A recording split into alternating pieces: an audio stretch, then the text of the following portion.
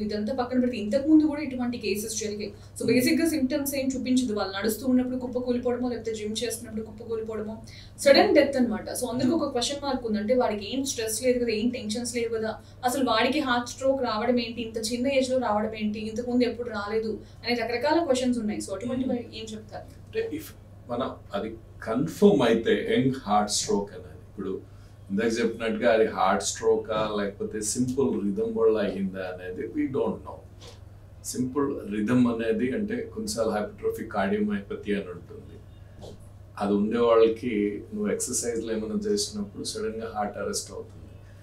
మీరు ఇది వినింటారు, కొన్ని పోలీసు రిక్రూట్మెంట్ చేసినప్పుడు వాళ్ళని రన్నింగ్ టెస్ట్ ఒకటి పెడతారు. I think they run for 3 kilometers 5 kilometers.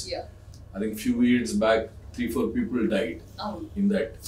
So all those things hypertrophic cardiomyopathy అనేది ఉండి వాళ్ళు అన్డిటెక్టెడ్ గా ఉండి అంటే వాళ్ళకి తెలియదు, వెళ్ళి రన్నింగ్ చేసినారు, ఎక్సర్సైజ్ చేసినప్పుడు హార్ట్ రిథమ్ మారిపోయి అరెస్ట్ అయిపోతారు.